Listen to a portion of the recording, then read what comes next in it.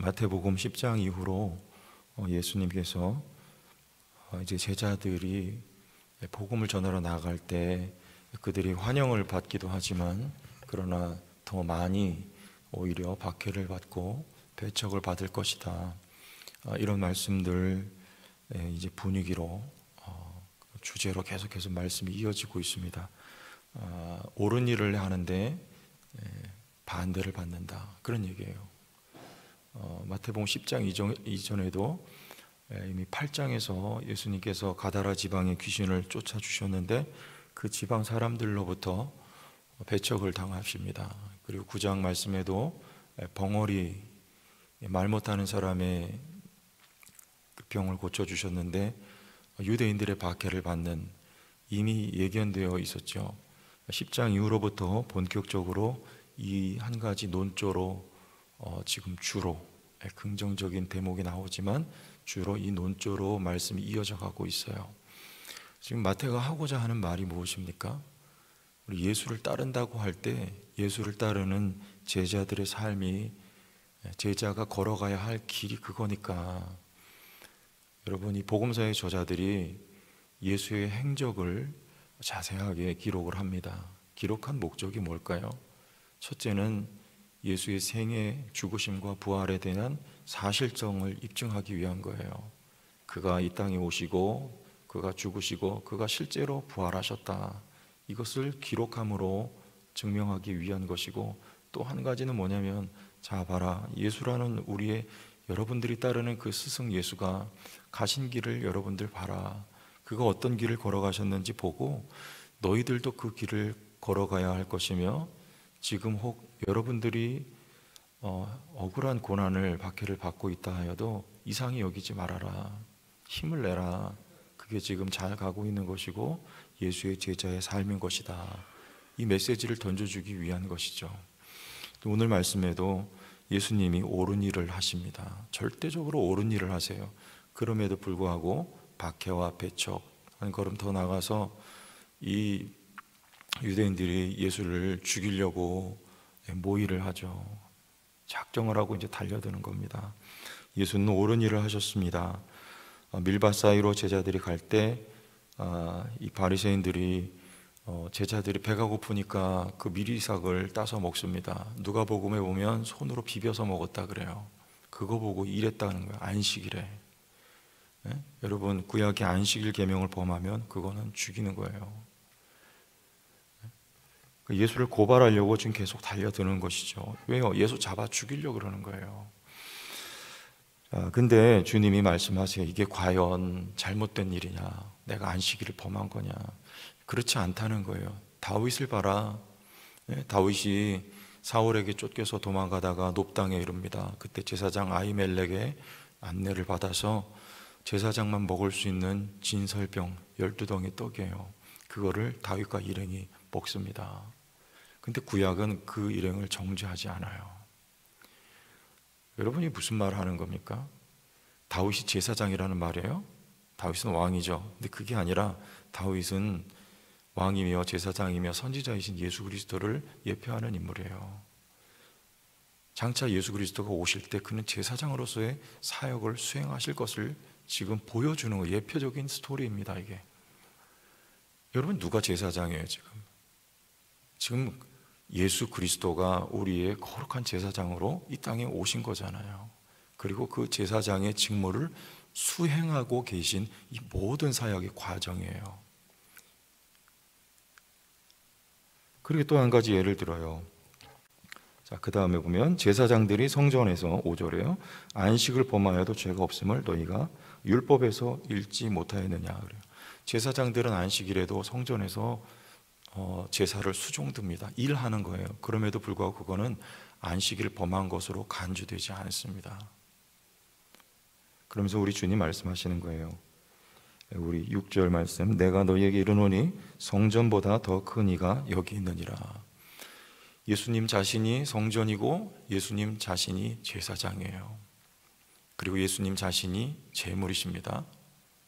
그의 생애가, 그리고 그의 십자가의 죽으심이 하나님 받으실 제사가 되고 제사장으로 자신의 몸을 제물 삼아 하나님 받으실 제사를 드리는 지금 제사장의 거룩한 직무를 수행하고 계시기 때문에 그는 결코 안식일을 범한 것이 아님을 다시 말씀드리면 옳은 일을 하나님 앞에서 하고 계시다라는 것을 지금 말씀하고 있는 거예요. 예수는 옳으세요. 그는 옳은 일을 하고 계세요. 그래서 7절에 호세아서 6장 6절을 인용해서 다시 말씀하십니다. 나는 자비를 원하고 제사를 원하지 아니하노라 하신 뜻을 너희가 알았더라면 무죄한 자를 정죄하지 아니하였으리라. 8절에 인자는 안식일의 주인이라 하시니라. 이와 같이 말씀하십니다. 주님은 자비 또는 긍휼을 하나님이 원하신다는 것을 아시고 지금 그 일을 하고 계세요. 그리고 앞으로 하실 것입니다. 그 자비와 긍휼은 곧 십자가에 죽으실 것을 여기 결정적으로 십자가 사역을 의미하고 있는 것입니다. 그것이 제사장의 아주 중요한, 최고로 중요한 직무였어요. 하나님의 자비의 사역이고 긍휼의 사역입니다. 예수는 안식일의 주인이세요. 무슨 말입니까? 안식은요, 예수 어제 말씀에서도 수고하고 무거운 짐진 자들아 다 내게로 오라 내가 너희를 쉬게 하리라 이런 말씀하셨습니다. 구약의 안식일은 곧 오실 예수 그리스도를 의미하는 거예요. 예수 안에서 안식일도 안식도 다 성취되는 겁니다. 그러므로 그리스도 안에 있는 것, 그것이 곧 하나님의 계명의 완성이에요. 이해되십니까? 지금도 안식일 지키겠다고 유대인들은 금요일 저녁부터 토요일까지 아무것도 하지 않아요. 그러나 그들은 예수 그리스도를 그들의 메시아로 받아들이지 않습니다. 아직도 구약에 머물러 있는 거예요. 사실 우리는 이미 예수 안에서 안식하고 있고 안식할 것이고 예수 안에서 우리는 안식일이 이미 되어진 거예요. 우리는 그걸 믿고 나가는 것입니다. 그러므로 거기에 덧붙여서 또 한 가지 사건을 말씀하세요. 한쪽 손 마른 사람이 있는데 사람들이 예수를 고발하려고 질문합니다. 안식일에 병 고치는 것이 옳습니까? 주님은 고쳐버려요. 그냥 그게 옳다는 거예요. 사람 안식일 이 날보다 그 사람 생명이 더 귀하다. 마가복음에 보면 안식일이 너희를 위하여 있는 것이 아니고 너희가 안식일을 위하여 있는 것이 아니고 안식일이 너희를 위하여 있는 것이다 말씀하세요. 여러분, 예수 그리스도가 우리를 위하여 오신 것이지 우리가 주님을 위하여 존재하는 것이 먼저가 아닙니다. 안식일이 우리를 위하여 있는 거예요. 안식일은 무엇을 하지 않는 날이 아니라 적극적으로 무엇을 하는 날이에요. 뭘 하는 날입니까? 사랑이에요, 사랑. 여러분, 계명의 완성은 사랑이라고 말씀하셨고요. 십계명도 이미 수차례 말씀드렸지만 곧 사랑입니다. 하나님을 사랑하고 이웃을 사랑하는 거예요. 그러므로 안식일에도 여기 지금 이웃 사랑하고 있는 겁니다. 주께서 손 마른 사람을 고쳐주시고 생명 살려주시는 일을, 이웃 사랑을 하고 계신 거예요. 예수님께서 말씀하셨습니다. 내가 율법을 폐하러 온 것이 아니라 온전케 하러 왔다. 주님은 이런 방식으로 율법을 완전하게 하셨던 것이죠. 그러므로 예수님은 지금 옳은 일을 하고 계세요. 옳은 일. 해석의 차이입니다. 유대인들은 어떻게 해석하는 거예요? 하나님의 말씀을 오해하는 거예요. 하나님은 긍휼을 원하지 제사를 원하지 않으십니다. 하나님은 중심을 받으시기를 원하세요. 우리가 하나님을 사랑하여 하는 모든 일들이 하나님이 받으시는 일들이 되는 것이죠. 하나님 우리의 중심을 받으신다는 말씀하고 있어요. 주님은 절대로 옳은 일을 하십니다. 그런데 옳은 일을 하셨던 주님이 지금 오늘 말씀을 보세요. 14절에 보니까 바리새인들이 나가서 어떻게 하여 예수를 죽일까 의논하거늘. 예수를 잡아 죽일 일을 지금 모의하는 것이죠. 선한 일하고 죽임당하는 것, 이게 바로 예수의 삶이었고 예수를 따라가는 제자들의 삶임을 지금 마태는 가르쳐 주려고 이런 이야기들을 지금 써 내려가고 있는 것입니다. 그때 우리 17절 이하로 선지자 이사야 42장 1절에서 4절 말씀을 인용하셔서 주께서 이런 말씀을 하세요. 보라, 내가 택한 종 곧 내 마음에 기뻐하는 자, 내가 사랑하는 자로다. 내가 내 영을 그에게 줄 터이니 그가 심판을 이방에 알게 하리라. 누굽니까? 내 영을 그에게 줄 터이니 지금 예수께서는 성령으로 사역하고 계신 것이고 그의 사역의 결과물들은 다 성령의 열매들입니다. 우리가 성령 받았다고 하면 우리에게 나타나야 될 삶의 모습은 예수 그리스도의 그 삶의 모습이 그대로 나타나야 되는 거예요. 우리가 예수를 닮는다 말씀하죠. 우리가 이거 착한 일하고 저거 착한 일하고 이게 아니라 중심은 뭐냐면 주님이 가신 길을 그대로 제자들은 따라가는 거예요. 주님이 가신 고난의 길을. 그게 성령으로 되어진 사람들이에요. 그는 다투지도 아니하며 들레지도 아니하리니 아무도 길에서 그 소리를 듣지 못하리라. 상한 갈대를 꺾지 아니하며 꺼져가는 심지를 끄지 아니하기를 심판하여 뭐 할 때까지입니까? 이길 때까지 하리니. 이길 때까지 주님의 사역은 이런 겁니다. 다투지도 아니하고 들레지도 아니하고 아무도 길에서 그 소리를 듣지 못할 만큼, 그리고 상한 갈대를 꺾지 아니하시며 꺼져가는 심지를 끄지 않는, 한마디로 말하면 긍휼을 원하고 자비를 원하고 제사를 원치 아니한다 하신 긍휼의 사역입니다. 우리 이미 공부했죠. 마태복음 7장에 참된 선지자들, 예수의 제자들은 긍휼의 사역을 하는 거라 했어요. 귀신을 쫓아내고 병자를 치료하고 많은 이적들을 행하지만 그 사역의 동기는 긍휼과 사랑이었단 말이에요. 나 자신을 위한 것, 내 성공과 내 영달을 위하여 일하지 않고 긍휼한 마음, 주님의 사랑이 우리 안에 부어져서 그 긍휼과 사랑으로 이런 사역들을 할 때 그런 기적들도 이적들도 따라서 나타나는 거예요. 상한 갈대를 꺾지 아니하시는, 이런 연약한 자를 꺾지 아니하시며 꺼져가는 심지를 끄지 아니하시는 사랑의 주님께서 행하시는 긍휼의 사역을 말씀하고 있는 것입니다. 제자들은 그 긍휼의 사역, 그 사역을 할 것이며 그 긍휼의 마음 품고 가는 예수 그리스도의 길을 제자들도 따라갈 것을 말해요. 그 긍휼 사역의 여러분 핵심은 앞에도 말씀드렸듯이 곧 십자가입니다. 십자가. 그래서 예수님께서 제자들에게 너희도 나를 따르라 그런 말씀을 하셨어요. 16장 말씀 보겠습니다. 21절에서 25절. 마태복음 16장 21절에서 25절 한번 말씀 보여주시죠.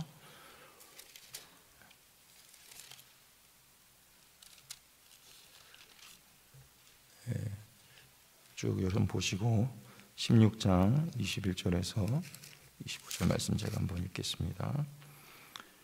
이때로부터 예수 그리스도께서 자기가 예루살렘에 올라가 장로들과 대제사장들과 서기관들에게 많은 고난을 받고 죽임을 당하고 제3일에 살아나야 할 것을 제자들에게 비로소 나타내시니 베드로가 예수를 붙들고 항변하여 이르되 주여 그리마옵소서, 이 일이 결코 주께 미치지 아니하리이다. 예수께서 돌이키시며 베드로에게 이르시되 사탄아 내 뒤로 물러가라. 너는 나를 넘어지게 하는 자로다. 내가 하나님의 일을 생각하지 아니하고 도리어 사람의 일을 생각하는도다 하시고, 그 다음 절에 이에 예수께서 제자들에게 이르시되 누구든지 나를 따라오려거든 자기를 부인하고 자기 십자가를 지고 나를 따를 것이니라. 25절에 누구든지 제 목숨을 구원코자 하면 잃을 것이요 누구든지 나를 위하여 제 목숨을 잃으면 찾으리라. 자, 예수님이 가시는 길이 이 길이에요. 그때 제자가 베드로가 항변합니다. 주님, 절대 그리 가면 안 돼요. 그 일이 있으면 안 됩니다. 그런데 주님 뭐라 하세요? 사탄아, 너는 나를 넘어지게 하는 자로다. 여러분, 오로지 제자들이 가야 할 길은 주님이 가신 이 길 따라가는 겁니다. 옳은이라고 선한이라고 매맞는 거, 옳은이라고 선한이라고 핍박당하는 거, 아니 오히려 죽임당하게 되는 거, 여러분 이상하게 생각하지 마세요. 이게 바로 제자들이 가야 할 길입니다. 그런데 그 길을 걸어가는 그 동력이 뭐냐면 바로 긍휼한 마음이에요. 불쌍히 여기는 마음이에요. 주님이 우리를 불쌍히 여기셔서 우리 생명 살려주신 거예요. 예수를 따르는 제자들은 그 긍휼의 마음 품고 걸어가는 겁니다. 그런데 중요한 건 그 긍휼한 마음이 곧 능력이라고 오늘도 말씀하고 계신 거예요. 오늘 본문에 20절 말씀에 상한 갈대를 꺾지 아니하시며 꺼져가는 심지를 끄지 아니하시기를 심판하여 뭐 할 때까지라고 하세요? 이길 때까지. 이길 때까지. 여러분 뭐가 이깁니까? 매 맞아 죽어요. 십자가 짊어지고 못 박힙니다. 그런데 이겨요. 이거 신기한 능력이에요. 왜냐하면 그 안에 생명이 있기 때문에 그래요. 이걸 조회라고, 조회. 여러분 안에 그 조회 생명이 있음을 믿으시기 바랍니다. 이건 마저도 여러분 찢겨도 못 박아도 죽여도 죽지 않는 생명이에요. 그 생명은 다시 살아납니다. 그 생명이 있기 때문에 예수님은 그 생명을 의지하여서 우리를 긍휼히 여기시고 사역하셨던 것입니다. 여러분 안에 오늘 그 생명이 있어요. 바울 안에도 그 생명이 있어서 바울은 긍휼 사역을 계속했어요. 고린도후서 4장 7절에서 10절, 우리가 잘 아는 유명한 말씀입니다. 우리 봅시다. 고린도후서 4장 7절에서 10절.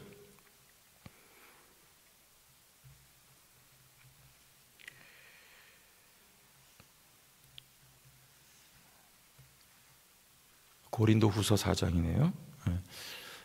우리가 이 보배를 질그릇에 가졌으니 이는 심히 큰 능력은 하나님께 있고 우리에게 있지 아니함을 알게 하려 함이라.